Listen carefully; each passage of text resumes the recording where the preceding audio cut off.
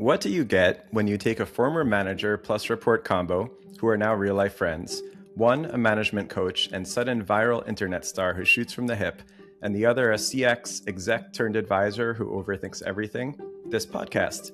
Welcome to the Business of Humans. I'm Joe, founder of CX Joe Advisory and the Overthinker. My partner in crime is Lynda. She's the founder of Leveled Up Leadership and the Internet Star.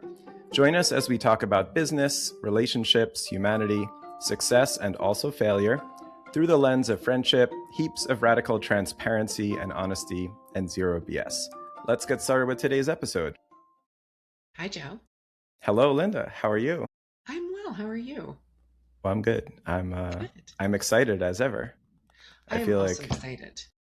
Yeah, I get pumped for our podcast recordings. So yeah, I mean, I still get a little nervous about it. I'm like, what's today going to bring? But when we're here, it's delightful. Yeah, exactly. Because I've been told that I'm sort of obnoxiously, optimistic or upbeat. I mean, I always think to myself, like, they should see me at other times of the day, but it goes up, it goes down. But the point is that effect would probably be exaggerated on our podcast recordings. And it's sincere because I actually get really fired up on podcast recording days. Yeah, I remember Friday meetings with you. You were always like so pumped for that. And it was like, not pumped for the weekend, right? Like not pumped at all for the weekend. You were pumped from like the work week and you were so energized for the work week. And right. I'm like, man, please don't pile anything else on my agenda today. Like, let's just chill out. And you'd be like so excited. Well, I think that gets at like the arc of the work week. I hope people don't find this too terribly boring of a conversation, but it actually does vary person to person. That's what's interesting. So I actually do have a case of the Mondays, back when I had real jobs. I had a case of the Mondays very badly, actually. Like, so that's an example of where you might see like the more anxious or dark side of me. In fact, one of our common friends from Daily Harvest, Victoria, we, text all the time. And she knows to this day, like if she gets a kind of grumpy, like, oh, it's joke. Oh, it's Monday. She's like, I remember that. But by the time Tuesday comes, everything starts to feel doable. Like, I think we could do this Wednesday, Thursday, and then building to Friday. It's like, world, watch out. I think I could get anything done. I'm so excited. Then Sunday night hits and it's a 180 and it just starts all over again. It's ridiculous. Yeah, I remember that working dynamic between the two of us because I wouldn't hear from you until late Tuesday. Stop it. I would not hear from you. I wasn't hiding in bed, just to be clear. No, I was here. I know. But you would get a slew of messages from me on Monday. It would be like, right. And, I would get, I'm not saying I wouldn't hear from you. I mean, like you would respond, but I wouldn't get like stuff from you until usually about late Tuesday is when I would get stuff from you. Yeah, that's probably true because everything you were emailing me about, but that's important. Yeah, I would never have a one-on-one on Monday. I'd be the worst manager. I'd lead the worst one-on-one. Every problem brought to me, I'd be like, it's hopeless. It's never going to get solved. So just give up. Just stop talking about it. Go back to bed. Just suck it up. Yeah. That you should have that sign next year, CX Joe. Mondays, go back to bed. Yeah. That's what it should be. There's a head coach for the Boston Celtics in the NBA. I saw an interview clip with him recently. That for me. Yeah. Because we know me and the sports is. NBA, professional basketball, sports. And this is guy, Joe Mazzulla. And recently I've been seeing all these clips from interviews of him. I think you'd really, really enjoy him. So I just thought like me leading a one-on-one Monday would be like him in a press conference. The reporter asked him something like, how are you dealing with the pressure that you're feeling for the season? He's like, I don't feel any pressure. In 40 years, I'm going to be dead and none of you are invited to my funeral. So it really doesn't matter. Next question. They were just dumbfounded. He's like, what's up? So he's like a real life Roy Kent. Yeah. So I guess, yes, exactly. Outstanding. Well, good. Well, I'm excited for our episode today because we have another guest. Yes. Do you want to talk a little bit about our guest? Yeah, absolutely. I want to say first off, I give you all the credit, Lynda, as always, planting the seed for this podcast and then kind of a lot of the ideas that come into fruition. But one of the things we talked about when we talked about guests who could really add value is actually bringing a real life HR or people, as we call it on my startups. So whether you call it an HR leader, a people leader, or both, bringing on a real life leader to, jam with us, because a lot of the topics that we talk about have to do with, those sort of people or management issues in the workplace. I think in our first handful of episodes, we've probably even mentioned, the HR people team in a given workplace any number of times. And so I think you planted the idea of like, let's actually have a leader come on and we could jam with them and ask some questions, and they could deliver a clarity and detail in ways that, possibly even we can't. We have our 40 years joint experience. We work really closely and well, I think, with HR and people leaders and teams, but let's actually have a superstar and a leader come on. Yeah, So that yeah, was I the think starting point. it's so crucial. I think it's so Yeah. crucial because, I may not be on in my social media profile. I don't know that I hope that I'm a friend to HR, but I don't know that I am a friend to HR, right? And that's Friend not or my, adversary or both. yeah, that's not my intention. My intention is to give a little bit more clarity. So to the people who consume my content, it's hopefully to help them have like take the blinders off, right? To really Mm-hmm. understand. I am a firm believer that HR is the most difficult job in any company. Well, Mm-hmm.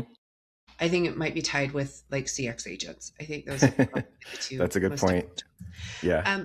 But I think with HR specifically, because I am a firm believer that HR has got first of all, I think of HR kind of like the dentist, right? Trust me, we're going to go down this path. It's going to make sense. I feel like But we like, should bring this up again when our guest yeah, Morgan we is will, on we with us, will. but this But is the fun. thing Okay. is like, the reason I think of them like the dentist is they are essential. A dentist is essential. But nobody's like really jazzed to be like, yeah, the dentist. People are like, oh, the dentist, right?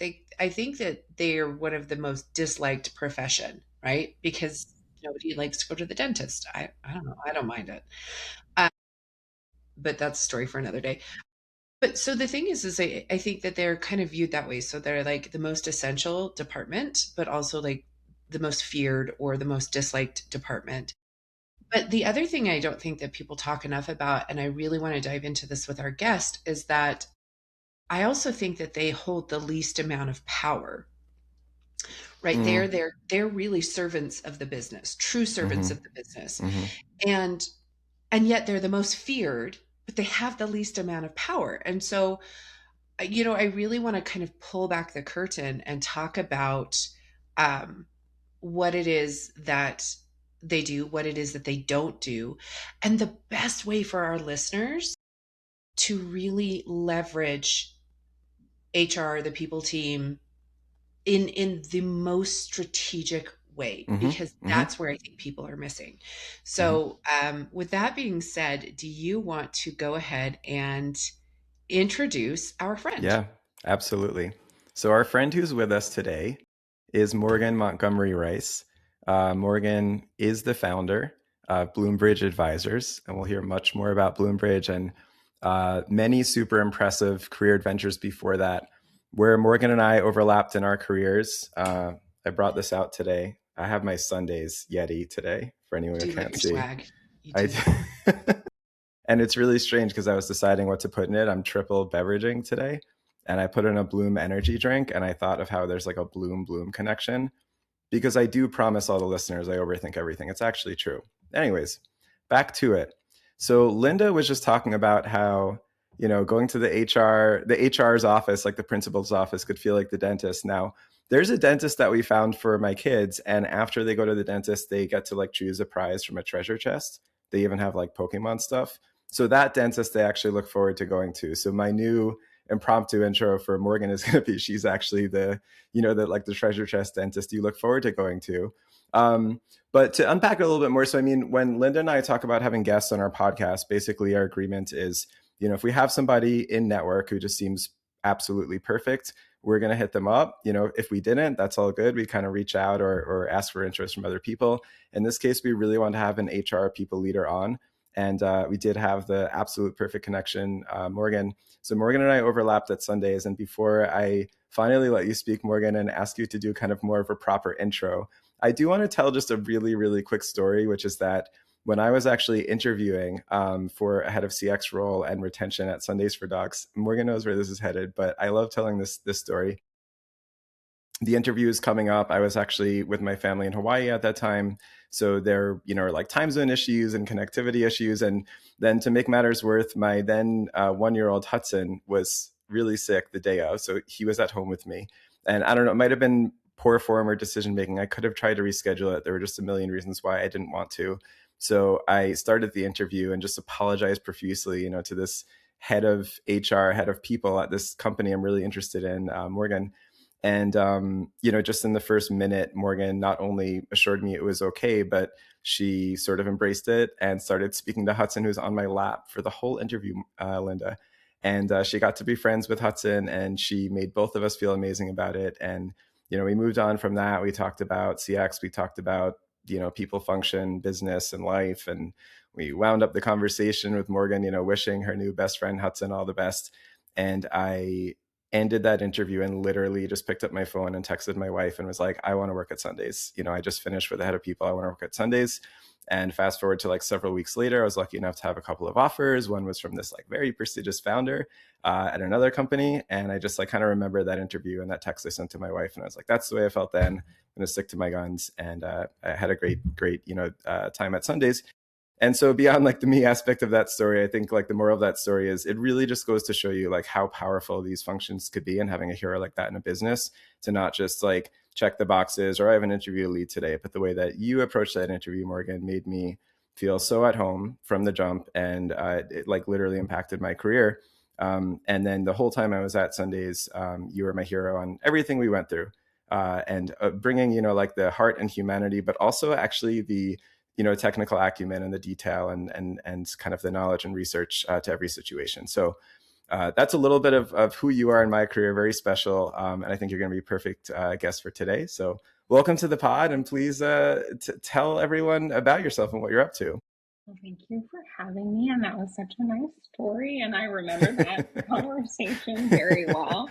I always remind you of it. So yeah. I feel like I'm like still best friends with Hudson. It's great. But I'm like, give me updates on your children. But he feels the same. Thanks for having me. Yeah, my name's Morgan. I have been in HR at startups probably close to a decade now. Prior to that, I worked in finance. Don't ask me to do that again. But helps me be a better people leader. Like, oh, heavy hitter. Heavy hitter. Yeah, never again. But sort of fell into people like many of us do. So I'm not like your formally trained people leader, more of an on the job and then figuring it out as you go kind of people leader. But I think that has allowed me to be more in tune with where the business is, and maybe a little bit more respected, which to your power comments earlier, Lynda, I'm excited to dig into that. But now, after sort of many years of being in startups, I am a fractional people leader. I own a business called Bridge Advisors. I just hired my first full-time employee. She started on Monday. I can't wait. Congrats. But we service small startups, usually in like the 10 to 50 employee range, e-commerce, CPG, a little bit of tech on the side as well. But really helping companies that have people but don't have enough money often to have a people leader, but they still have people problems. So yeah, that's me. I maybe have some fun stuff because like that, we're all human, right? Please. This is the podcast centered around humanity. So please, yeah, right? Please. Yes. I live in Maine. It is the middle of nowhere. It is awesome. I have a dog and 2 cats and a partner named Nick. And we are expecting our first kiddo in April. So all the things. More congrats. A little Hudson on the way. No pressure to actually name them Hudson, but now you'll have your own little Hudson and maybe many more. I will say that Harvey is a family name, Lynda. So one, maybe we're like distantly related. And two, maybe it will show up somewhere in his name. So. A name preview. Oh my God, we're getting so many goodies on My this pod mother is going to already. be like, oh my Yeah. God. Lynda's, fan from Instagram who listens to our podcast, whoever, all of, thank you, whoever you are, is now going to have a preview of Morgan's child's name before Morgan's mom, which is really interesting and cool. She might cry.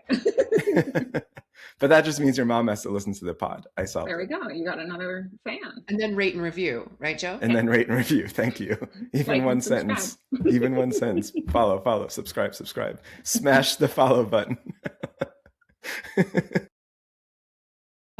Amazing. Well, we're so glad to have you here. And again, like I said, I sometimes come pretty hard for HR, and not in a like mean, like, I will say, like, HR is not HR isn't there to protect you, but it doesn't mean it's not full of lovely people. Like, I believe that, again, the people team, the HR teams, they are full of, I think, really hardworking, well-intentioned, good people with like good hearts and good intentions. And I think so many people go into the HR function or the people team with an intention to help people, right? Like, and I think even like in startup world, and it's not just startup world. I mean, I know my mom retired from Southwest Airlines, and they were one of the first organizations that called their HR team the people team, right? Like, so it's not just in startup world. There's a lot of companies that have adopted that moniker, but I do find it deceptive. Like, I do find it kind of deceptive. And I do know that there's so many different functions of the people team. So do you want to talk a little bit about like the overarching function of HR, the people team? Do you want to talk about kind of the different departments? Because again, I think that there's just this label slapped on something where it's the people team or the HR team. Do you want to unpack that a little bit for the people? Yeah, sure. So, I would say that there are many sub-functions like you're saying, but I would split them into maybe 2 or 3 buckets. One bucket being like classically recruiting, right? We got to bring the right people into the organization. I will say they are the CX agents of HR. They get Yeah, they are. They get it. They are the heroes. Life is rough, and I really appreciate all of them, but they're also like the most unsung hero, like CX agents, right? Of like nobody sees what they do. People that I have this like recruiter screen, it doesn't even matter, and you're like, okay, actually it does. Yes, but a lot of internal wrangling, right? Yeah. Frustrated customers on all sides. Exactly. Classic recruiters who are getting currently ripped apart on LinkedIn because of the sort of macroeconomic environment we're in right now with AI and all that jazz. Then you have sort of your HR operations, which can be everything from payroll, benefits, managing all of the systems, sort of that like the inner workings of making the function and really like all of the teams across the organization work. And sort of the third bucket is like this just strategic component. I bucketize that of often the like business partner work of how do we get the teams to operate in the most effective manner possible so they can drive the best results for the business, but also, and I think this is where where people don't always see the work we're doing, but also they like coming to work and they actually feel fulfilled in their jobs and they're taken care of. So it's how do we maximize results for the business while caring for the people at the same time and not just grinding them into the ground. So one thing that you just said, and I really would like you to kind of open up that piece. You said, how are people taken care of? Can we pull that thread just a bit? Yeah. Oh man. So, because it probably will touch a little bit on culture too, which is a whole other ballgame we could unpack of like culture is not whether or not you have a blanket in the office. Culture is whether or not you actually feel fulfilled at work and how do decisions get made and all of those things. But the taken care of piece, it again starts from, there's things on like more the operational side of, are we paying people properly for what the market is worth, and are we paying them fairly across all people, across all jobs, across all genders, all everything? Are we giving them benefits that they don't actually have to stress about whether or not they can take their little kiddo to the doctor and not pay an arm and a leg, like those kinds of things? We're also talking about what is someone's like personal goals in their life, of what do they want to be, what do they want to become. I always ask the question in interviews, what do you want to be when you grow up? Because I think it's an important question. Always. I don't care if you're 20, 50, 60, 70, like I'm going to ask you that question. I still don't know. Yeah, I love that philosophy. Yeah, be on my deathbed trying to figure that out. It's a great question. But it's how do you sort of reconcile what the employee wants out of their life, and then how can the role that they're in, or the company that they're at, help them in fulfilling that goal? And sometimes that ends up being that your personal goal can't be fulfilled by the company. And I think it's just as important that we say that to someone. Maybe that's where I get some of the bad guy vibes, is that like, if it's not the right place for the person, it is more caring for that individual to say, we should part ways. Yes. So it's thinking about the person as a person first, and understanding them individually and what they want and what they need to be satisfied in their work life, and also enable them to be able to have the things outside of work that are important to them. Like there are some people who want to work in a culture that it's grind. You work 80 hours a week, and that fuels them. They want to be there. Not me. Not Lynda. And then there are some people who are like, not anymore, at least, right? Been there, done that. And there are some people who are like at 5 o'clock, I want to go be with my kids, and that's really important for me, and that's my boundary. And HR's role in that is making it clear what the boundaries are of the organization and helping people realize whether or not that place is for them too. So I know it's kind of a ramble on like how we take care of people, but it's multifaceted across all those functions that I mentioned at the beginning. Like recruiters are thinking about that too. The operations people are thinking about that. Strategically, we're thinking about it. Ultimately, it's how do we drive satisfaction in this person's life, whether it's here or somewhere else. Yeah, that's great. Love that. Thank you. I think maybe a good follow-up to that, and Morgan, this is something that's come up on and off in our first handful of episodes, is sometimes we're thinking about different management situations we've encountered, or even as team members, like as employees as well, different stuff that's come up for ourselves or our team, and the way that we involve the people team, the HR team. And I think that it's fair to say that it's a general probably trend in like across careers, that earlier in careers and for individual contributors, there's especially sometimes that dynamic of like an air of mystery or fear, maybe around the HR people team's function or office. Lynda joked before about the dentist. I joked about like the principal's office, and there's, something of that feel, and it's understandable. And then for those that choose to get into management and leadership, as you go further on, you still have some of that, but start to see as kind of friends and strategic partners as well.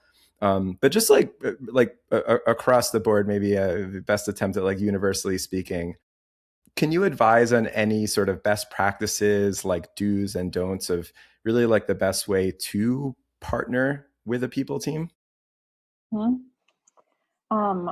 People team are often brought in when things have gone wrong.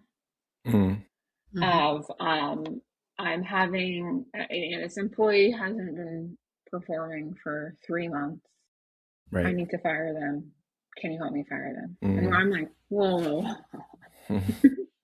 Why weren't we talking 3 months ago? Exactly. Because that manager thought they would just handle it. They got it. I've got this until I don't. And how did they handle it? Well, I sent them a Slack, or well, they should just know, right? That's my Slacker manager voice, by the by. Yeah, that's good. They should just documentation. know. Documentation, please. Did you document it? And you're like, I read them in Slack. So honestly, it's bring HR in sooner than you think you need to. Often it is when you're starting to see the beginnings of concerns, whatever they may be, of like, hey, I've noticed there's friction between these two people and I can't figure out why there's friction and it's impacting the way that people are showing up at work, rather than waiting until that one person has blown up at the other person and now we're in this like, oh my God, we have to have a mediation meeting.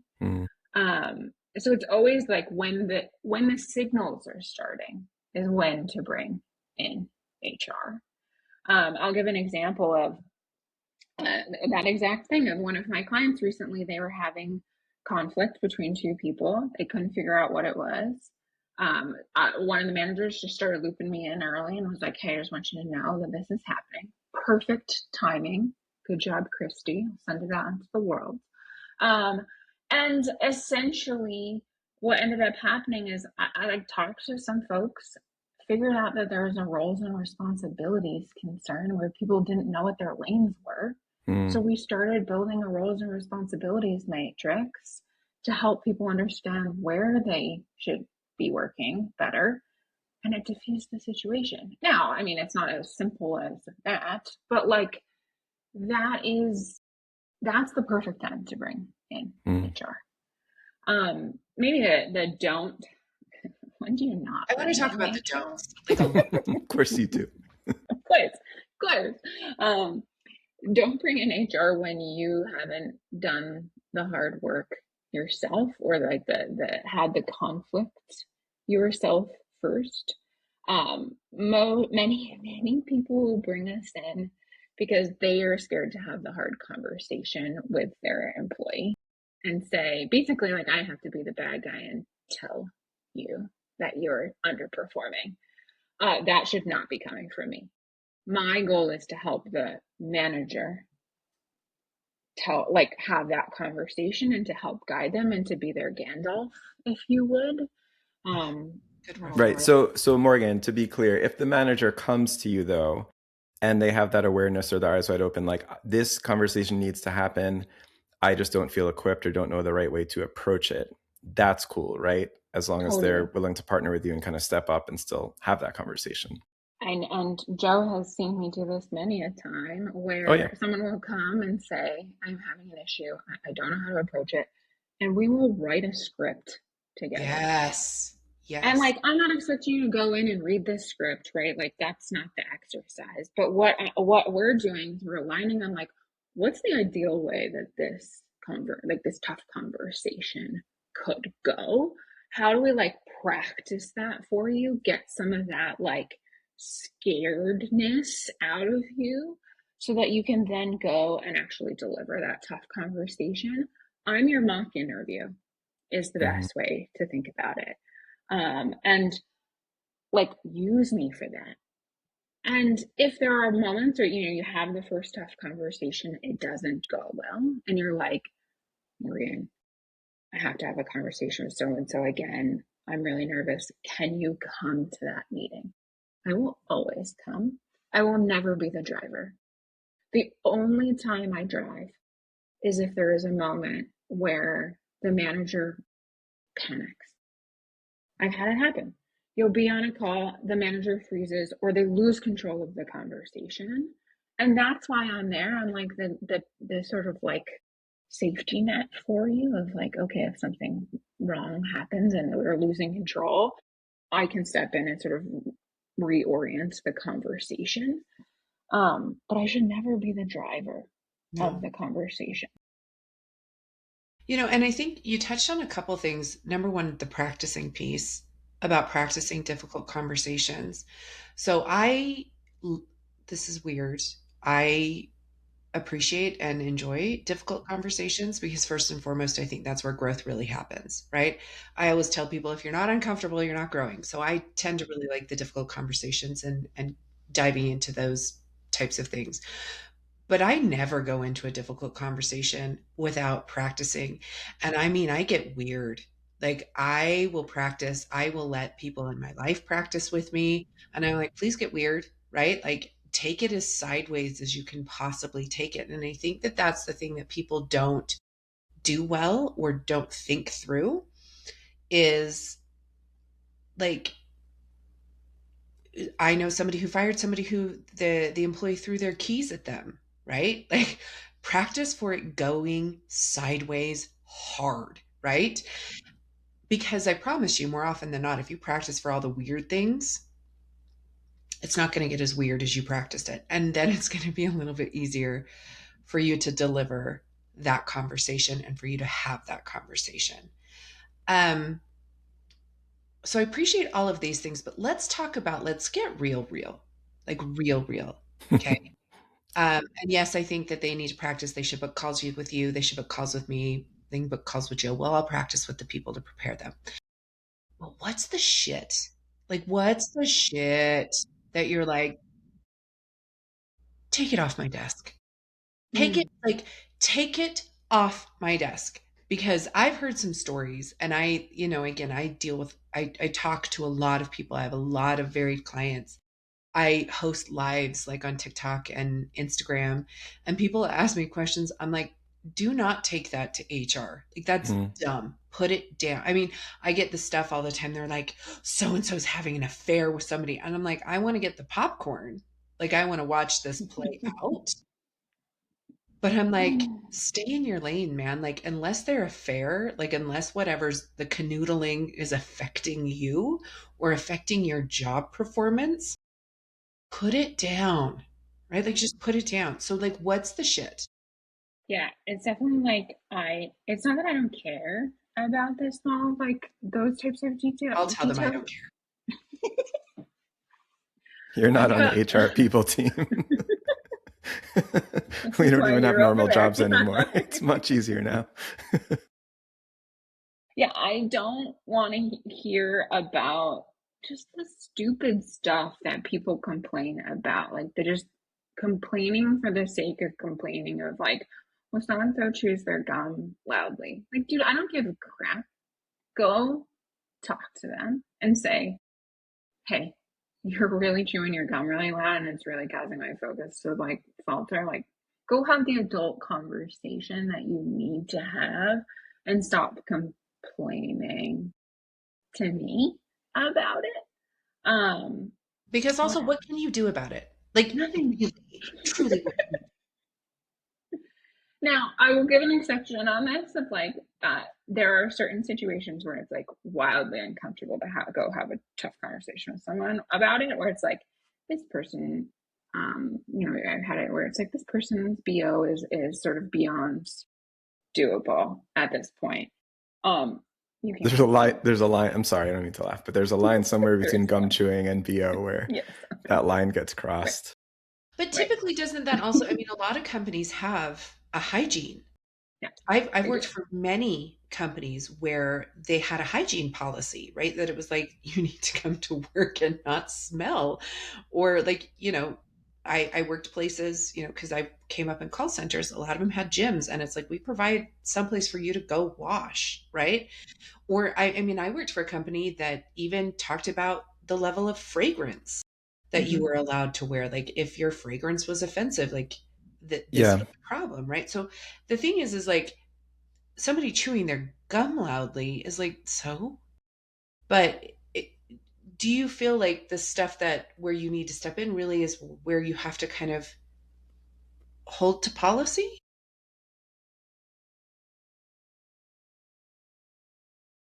Well, yes and no. So it's funny you talk about the hygiene policy, and I'm like, yeah, that's like not. I've never spoken to someone about hygiene and reference the hygiene policy. Wow. Because like That's not that's the human component of like, someone doesn't want me to come to them and talk to them about hygiene and show them the hygiene policy and like that's them. They want me, if I'm going to come to someone who is going, I'm going to talk to about hygiene, they're going to be, there's so much shame that they're about to experience. And I have to be aware of that experience that they're about to have. And I need to approach it from a piece of care of like, and hygiene is our, is our example here, right? But like, I'm coming and being like, hey, I want to check in on you and make sure everything's okay. I've noticed. And always say, I've noticed, because I don't need you to know that people are talking about your hygiene, because that adds to the shame, right? And you're approaching it from, if I was this person having this conversation, would I want someone to throw a policy at me and say, go shower? Or would I want someone to be like, hey, I'm looking out for you? And that's the approach that I try to take. But like, where are people bring me in, bring me not in? Frankly, some of the policy stuff is like the least of my worries. Mm-hmm. Like, that's where I can make the least impact. I'm like, we've already addressed this. Go have the tough conversation and lean into the policy. And I've given you the scaffolding to help you have that conversation. It's the nuance of, how do this person cares really deeply. Everyone loves them, but they suck at their job. How do I have that conversation? That's where I'm more beneficial than like enforcing a policy we've already established. Yeah. Yeah. And a point I want to make, and it reminds me of like a tricky but important situation we worked on together, Morgan, but is kind of back to this point of documentation. And I think I came along on my journey as a leader to really like embracing, just the documentation of it all. And so, for example, one of the really tricky issues that could come up is if somebody is in seat in a position. Now, sometimes in my career, I've been the new leader that joins. Everybody could like roll their eyes, or most people know what it feels like to be on both sides of that, to be the new employee joining or leader, or to be the incumbent, or like, oh, okay, new manager, new set of rules, whatever. And if somebody has, been in seat in a certain position and now it feels like maybe they're not the right fit going forward. But I think one of the tricky parts and most important things is that this can't devolve into like a difference of opinions. And it also ideally shouldn't be like the highest ranking person in the conversation wins. So like the new boss wins and the incumbent, more junior leader loses. But I remember where you steered me one time is, well, let's sit down and let's actually make sure we have the job description. I could say update the job description, but sometimes the job description doesn't even exist, especially at startups. That person got promoted 3 times in their first 2 years, and now they're like, everyone was super excited, but never really sat down to write a job description. Or sometimes it could be updating the job description as to what's needed from that role going forward for the company. And I think ideally tying back also to market, and industry norms. And so we, wrote up the job description, then had an honest conversation. And I would say a collaboration with that person, kind of presenting the job description, saying, hey, this is what's needed for the job going forward. Should we all roll up our sleeves and help you to get there? Or is that just not even a job that you want? And now we're removing the emotion or kind of favoritism from the situation. I remember that situation fondly because I think it actually went really well, even though the person's decision was to part ways with the company.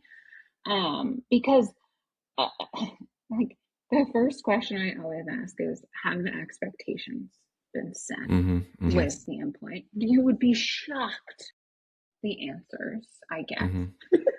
Like, and it's like the job description, everyone sort of like rolls their eyes. Oh, the job description. Is it in the job description? And I'm like, actually, yes, because that is like the vehicle that sets the expectation.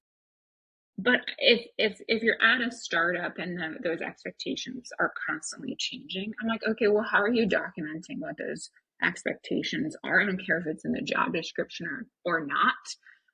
Do they know what they need to do to be successful? If they don't, how can you hold them accountable?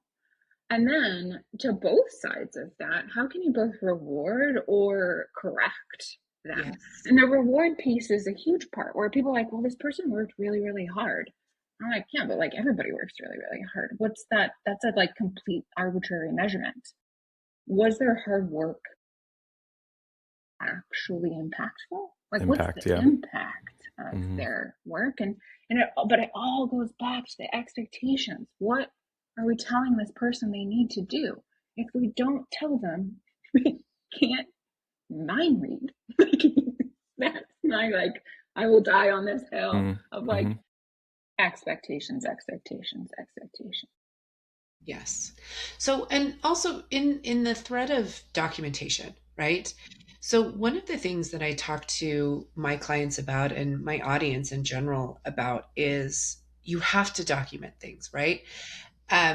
Because if it's not written down, it never happened. Truthfully, it never did.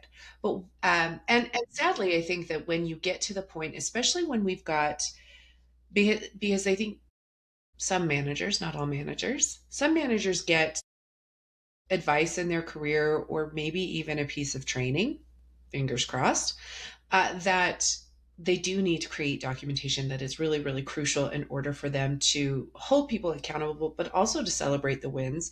But also, like, now that everybody's writing performance reviews twice a year, like, you need this documentation to just make your job and life easier.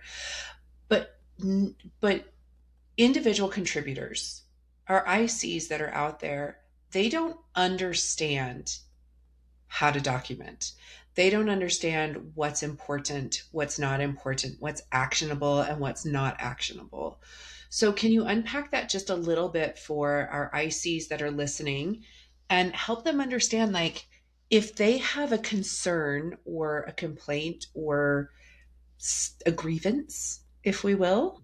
I don't have my thesaurus close by, so I don't think I can come up with any additional words. But if they have that thing, what are some crucial pieces of documentation that they're going to need? So let's say that they have a concern about how they're being treated by their manager, which I think is a thing you get a lot in HR.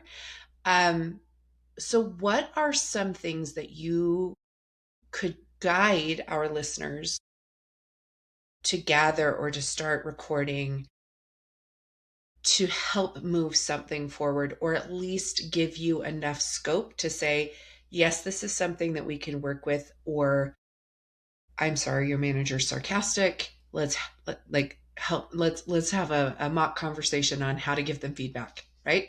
So help our listeners understand that. It's really fact driven is ultimately what documentation is about. And I say that because of how many conversations I've had with employees where there'll be like, this person is insert some adjective about them, and that's what they think is sort of their proof that this person is the way, like, is a problem. This person was a jerk to me. Jerk is a completely subjective word. I can't measure jerk. What did they do that made you feel like they were a jerk? Your feelings are not invalid, but that's not the thing that I can actually work with. What I can work with is, on January 22nd, my manager took his hand and slammed it against the table and said, "You need to get these results right." And it made me feel scared. That is like plenty of documentation I have had. And like, write that down, right? When it happened and what the action was. You can include how it made you feel if that's important, but frankly, that's the least important thing in the documentation. Because it has feelings. Feelings can be right. There's no right or wrong, right? Those are signals, like, evolutionarily. We can get into this. Me and my therapist talk about it. But like, evolutionarily, feelings are there to like help you figure out and guide yourself through things. That doesn't mean that they are fact. It doesn't mean that they are true or right or whatever. That they are there to help you, and they are subjective at the end of the day. Now, That doesn't mean if you feel scared in the workplace, you should ignore that. What it means is that, like, I can't measure it. I can't say whether or not your feeling is valid if I don't understand what caused you to have that feeling. Right. Is it I need to have a conversation with you about how to manage your feelings? Or is it I need to have a conversation with your manager about their actions? Right. Does that help? Does that answer your question, Laura? I think that that's so great. And I think that that was very clear. Thank you. I agree. I think it was great. And I have a really sincere follow-up question, which is basically around your advice, Morgan, on what are the best practices on the people HR side for how the follow-up and communications are supposed to go after a conversation like that when a team member brings concern about their managers. And as you think on that for a second, I will contextualize it with a tough moment that I had in my career. And we always say this, we'll talk about our successes. Like earlier I said, I had 40 job offers. It was amazing. To balance that, like one of the failures in my career, and this was pretty recent, was I had a concern about my manager. I was a leader, but everyone's got a boss, including me. So I had a more senior leader manager. And I brought a concern. I basically, kind of let on some concerns and insecurities or stuff that I thought was really unclear in my marching orders with during my meeting with my HR business partner. The next thing that happened in my case was I got a very charged 6 p.m. meeting invite from my manager that same day. I had to shift around my personal plans, jumped on the Zoom. They were, like I said, pretty charged, I'll put it that way, or pissed off. And basically are up in arms, like, what is this I hear about? You're not clear on X, Y, and Z. Like, what did you say to the people team? Why do I have them on my back? Let's talk about this. And, 15 minutes later, are we clear now? It was an awful experience from my end. And I think the failure on my side is it basically was the reason that I never circled back with the people team after that, as my concerns deepened and escalated, because I thought, shoot, I don't want that to happen again. That was awful. So kind of shame on me, but what are both of your comments on that are kind of like, how should that situation go? Because I don't think it's like that. I was going to tag on. I think that for so many people who I interact with is their biggest fear, but is the biggest thing that's bitten so many people, where they are just like feeling very much at their wits' end. They share it with the people team, and the next thing they know, they truly are feeling retaliated against. I get that all of the time. So, Joe, thank you for being vulnerable and asking that question. I think that that is like so huge and so big. Yeah. Because like almost every person I've ever talked to has been burned by the people team in some way, shape, or form, like that situation in varying degrees, right? But like they thought they had a confidant, they went to the confidant, and then they shared their secret kind of deal. Mm-hmm. So there's fault on both sides. So like Joe, I appreciate you being like, oh, a learning lesson for me. Yeah, there's maybe some ways you could have handled that differently, but there's ways that your HR business partner screwed that one up, and there's ways that your manager screwed that one up. So it's across the board. On all sides, yeah. On all sides. So from the individual perspective, sort of going to like talking to our core audience here, of like how do you interact with the people team? One, when you bring issues or concerns, and I don't know the state you were in, Joe, you have to be as level-headed as you possibly can be. They can't be your therapist at the end of the day, as much as they like often the people who are in HR probably could have been therapists too, where there's like this like care and like, tell me how you're feeling about that, and that like emotional component to it. They cannot be your therapist, because ultimately at the end of the day, they serve the business, and like emotions are tough, and you have to be as level-headed as possible sort of your point earlier, Lynda, of like HR is not your friend. No, they're not. Neither is finance, neither is marketing, neither is the CEO. No one is your friend. They are your coworker, and that is a different kind of relationship than your therapist. So don't come when you're the peak emotion piece. Come when you have had time to process for a second, and then step in and have the rational conversation with HR.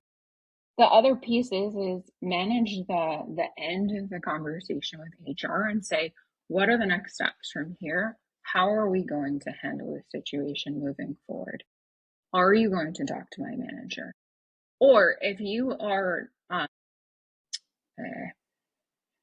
if you share this with them, say you don't even, you come to them emotionally and they are like, okay, I'm going to go talk to your manager. You can actually still control the situation where you can say, actually, I'd prefer if the three of us sat down together rather than having this conversation of two separate people and then two separate people.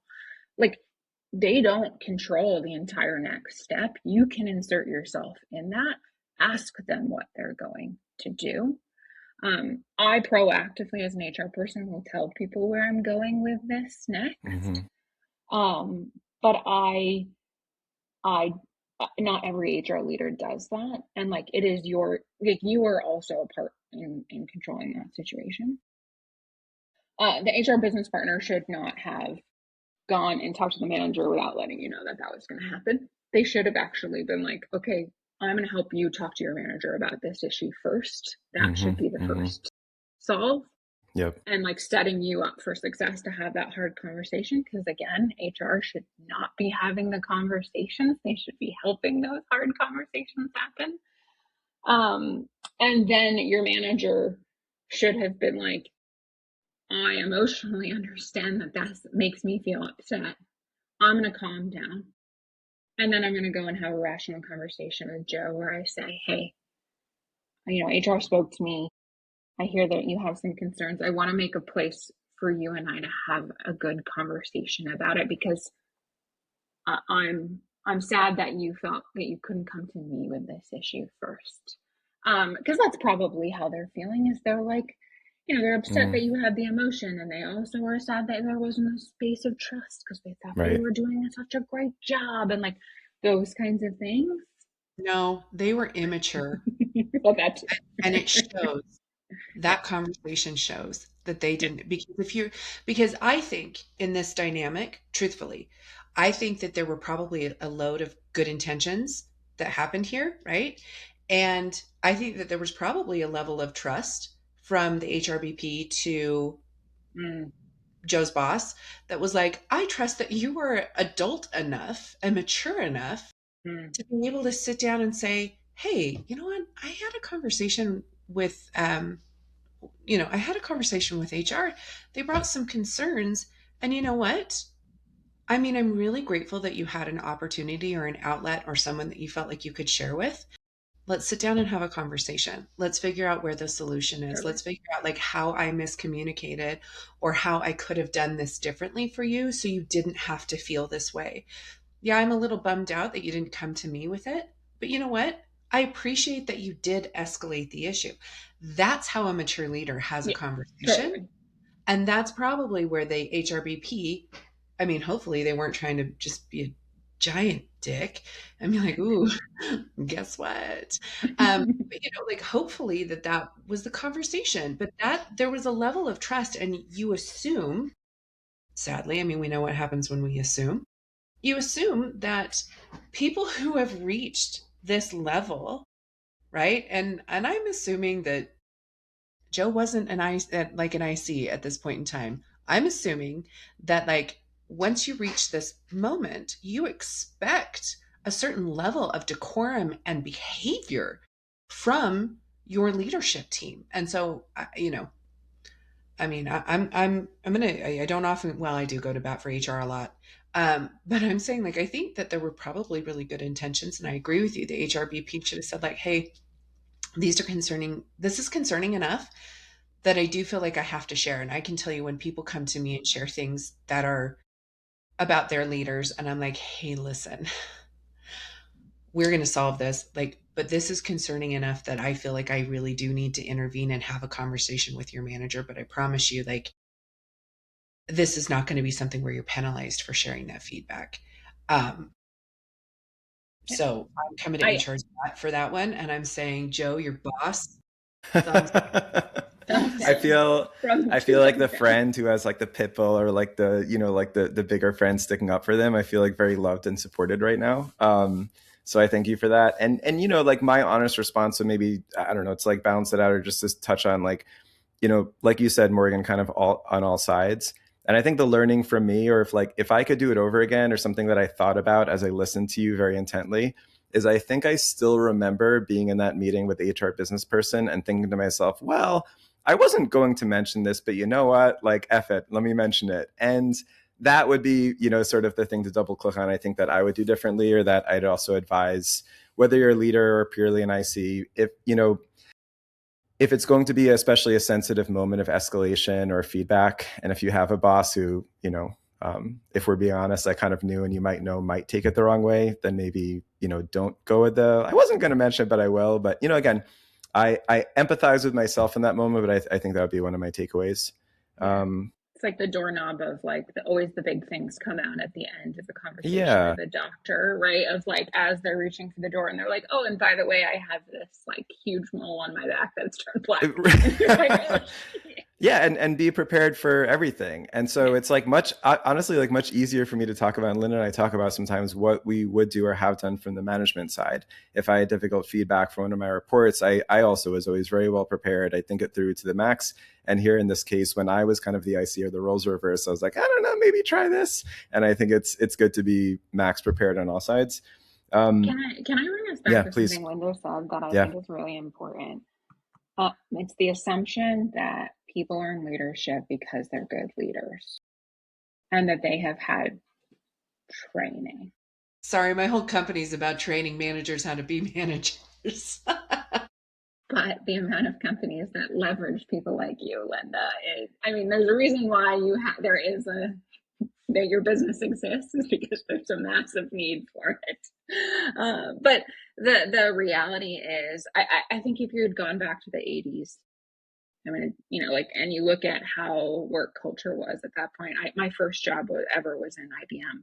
There was this like very formal leadership development training program. Careers were really much slower because, like, I mean, right now technology moves so fast that everything moves so fast.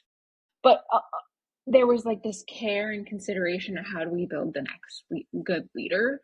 And the people that got promoted were not always the best technically. They were also really good leaders, and they were considered. In the last 20 years, that has massively changed. I think it might be tied partially to the rise of the startup and like things like that. But people get promoted because they work hard and they know people. And the knowing. Double down on the know people. Double down on that. Tell us more. There is a social component. There is a political component to every job, and like who can schmooze the best. That looks different in every different industry, but ultimately people are going to promote people that they like more. Now, my job is to try and prevent that from happening, that it's only about who likes who. But it is pretty damn hard when the CEO strong arms you and says, I don't care. I want my best friend to be my whatever. And you're like, your best friend's a jerk. And they're like, yeah, I don't care. He's going to make us $50 million. You're like, cool. I disagree. But ultimately, it's about connections that get people into places. I mean, the first startup I worked at, I had more experience than majority of the people in the C-suite combined. And they wouldn't have me in the room because I wasn't C-suite, even though I controlled their finances. And it does. So woman. Can we call that piece out too? Probably a big factor. But that people aren't in positions of power because, not always in positions of power because they earned it. And we can't control that fact. I would love to rage against the machine and like make that change. I try in my mighty HR way to rage against that machine, but ultimately we have to be aware that there are flawed people in leadership, and the only actions that we can control are our own. Yes. And the only management of situations that we can do is what we can control. So walking into those, I'm assuming as that HR partner, I'm going to assume this leader is a competent leader and can have this tough conversation and not freak out at Joe. No, I can't assume that. I have to assume that you're going to fucking lose your shit. Because they do. Because they do. So I really think that's important to assume people are not. And maybe maybe I'm a little jaded, but assume people are not in the seat that they're in because they're a good leader. And how do you protect yourself against that? It actually, it reminds me of a comment Lynda made earlier, but I found across my career, there actually is a camaraderie between customer support / CX leaders and people HR leaders, where my philosophy on a business is if you're taking care of your customers and your employees, I think the quantitative side would support me on this. If there were a million studies on this, I think those businesses do much better. Start out by taking care of your customers and your people and you will do well. But there are these power dynamics in a company, and some companies really effectively elevate either both of those leaders or at least one of them, but some don't really elevate either.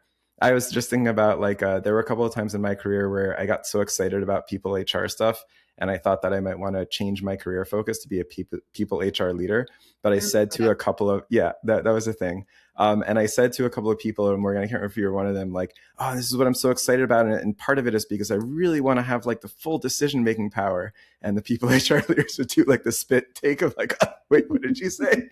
I don't, if that's the reason, if you're after true power and always being in the room, I don't know, you might want to rethink this, Joe. But it's an interesting dynamic. Yeah, the HR team is often not at the table for decisions. They're oh, but they don't impact the business. And what they think it's oh, I don't impact revenue or something.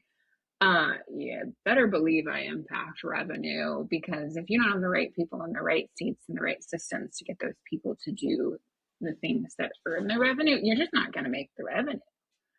It's just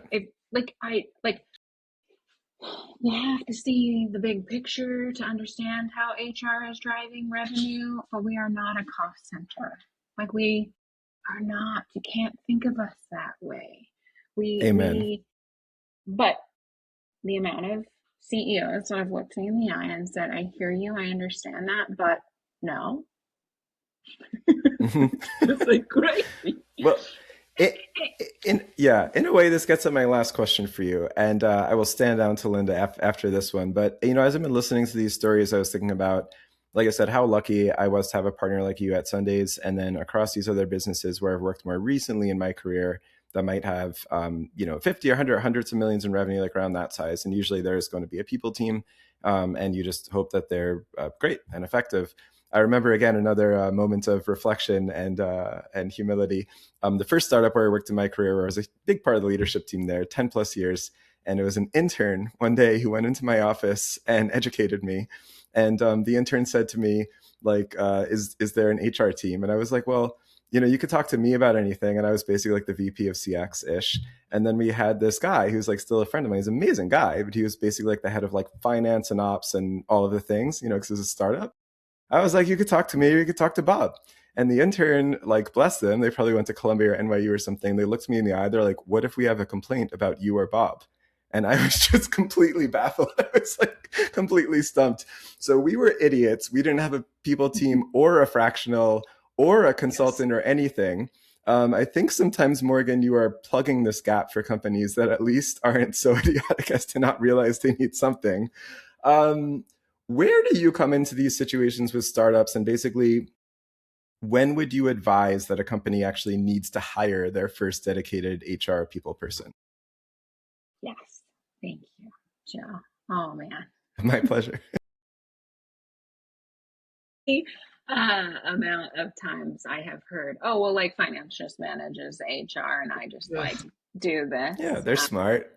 And I mean, frankly, like that is how I got into HR, as someone just put it on my plate and I was like, wait, this is a whole career path. Like we should have one person owning this. And luckily I just was running from finance as well. But I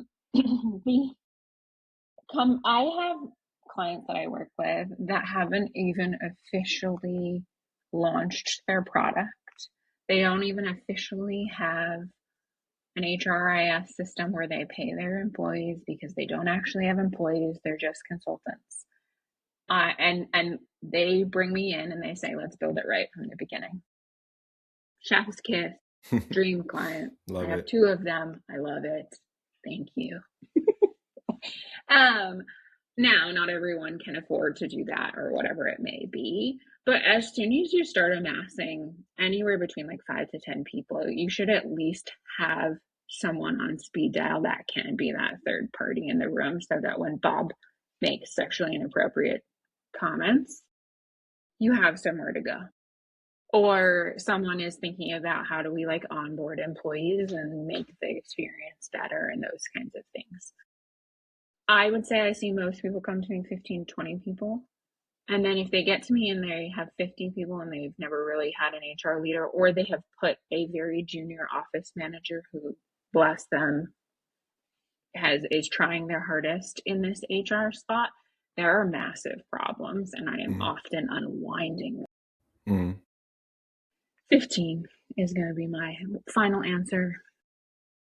I'll buzz it in. I don't know the Who Wants to Be a Millionaire guy's name, but love it. And where can they reach you? So if they're listening and they're like, oh, I'm hitting 15, or I really want to build this right, where can they find you? They can find me on LinkedIn, Morgan Montgomery-Rice. They can find me at my website, bloombridgeadvisors.com, or they can email me directly at morgan@bloombridgeadvisors.com. Amazing. Well, this has been such a great conversation. I could go, I think we may need to have, maybe we'll do, Joe, like, have you back, Morgan, and we'll do like questions from the audience. Like, I would love to like do some kind of like, let's debunk this or let's ask HR, I would love that. And I'm going to like column. Exactly. Yeah. And I'm going to use that form and like sneak in my own questions, Lynda. I think there's always going to be this dynamic, but it's the max right now. I literally have like 5 questions on my pad and I didn't get to ask. I'll look at the list and I'll be like, that's from Joe. That's from Joe. That's from Joe. So that time at Sundays. I love this. Well, before we wrap things up, I like to close each episode by asking you kind of what's got you a little hot under the collar. So Morgan, what's got you a little hot under the collar? What do you want the people to know? Very millennial of me. Stop calling me out of the blue and expecting me to pick up and have an intense conversation with you. Unscheduled phone calls are terrifying. The amount of unscheduled phone calls I've gotten in the past week has been absurd. Like I literally, before getting on with you guys today, I had someone and I looked at my phone and I said, I have 5 minutes. I could probably pick this up, but they're rude. No. And they're not really that rude. It's just a personal preference. So stop calling me unsolicited. Love that. Joe, what about you? What's got you hot under the collar? Yeah, so for me, something that's been giving me joy and purpose, because I'm pretty sure that's what you asked, is I've been listening to this audiobook. It's called 4,000 Weeks. And actually, my therapist recommended it to me, so shout out to her. But it's been amazing, and I've been listening to it, including this morning. And one of the points that was made that really resonated with me is to prevent ourselves from always kind of only preparing for the future or only looking ahead to this time in the future when like X, Y, and Z will have happened. I will have figured it all out, and then it will be great. And you're kind of missing the present experience. And so this is really corny, but I was thinking about today's podcast recording, Lynda, and it kind of occurred to me to like apply that philosophy to our podcast, because we could have fun, or I do this, I'm much worse than you, think like maybe our podcast could be huge in the future and like, oh, it'll be amazing and 1 million people will listen. And like, that may not ever happen, or it might. But I think the thing to be careful about, it definitely will happen. But let's say in some alternative universe, or it wasn't going to happen. I think it's in either case, though, important to just appreciate the present too. And it actually did help me. So it took me out of the mindset of like, how many people will listen and what will happen a year from now, the podcast. And it was more like, oh my gosh, I'm like doing a podcast with one of my friends, and we figured all these things out, and we have another amazing leader and friend coming on the pod today, and we're actually going to publish it. And it's pretty cool. And I just want to enjoy the moment, as it were. These are the good old days, Joe. Yeah, these exactly. Are the good old well said. Well said, much more efficiently per my normal life experience, but I tried. Lynda, what about you? What's got you hot under the collar? Yeah, so to bring it back to hygiene, too many smells. I haven't had enough of that topic. Too many smells at the gym. Primarily like the people who feel like they have to go to the gym and smell nice.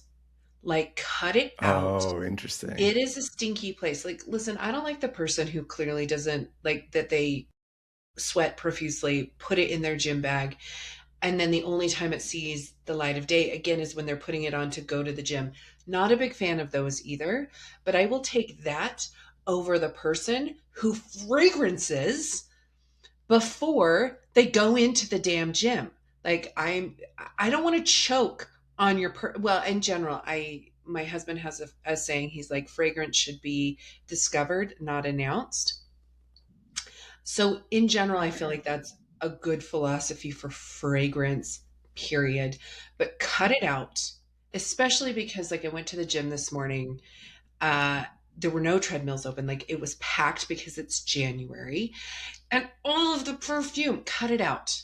Cut it. In fact, like, just get up, go. You smell. It's fine. It's a smelly, dirty place. Just be smelly. But cut it out with all the fragrance and the perfume. It's not impressing me. So cut it out. Plus one. Yeah, that was a surprising twist. Which is your specialty? I'm sure your favorite would be if the person who has their gym clothes in the bag for like 3 weeks, and then their solve for that is to spray it with a lot of like cologne right before going to the gym. Now you have a mix of the two. I bet that's your very favorite. It's sold. Yes. Yes. Okay. Well, again, Morgan, thank you so much for being here. Joe, thank you for being here. You too. The ultimate on that note. Yep, Morgan, on that note, yes. Plus one to Lynda. Thank you so much, Morgan, for being here today. Thank you for having me. And thanks, Lynda. It was a blast. Everybody. Bye, y'all.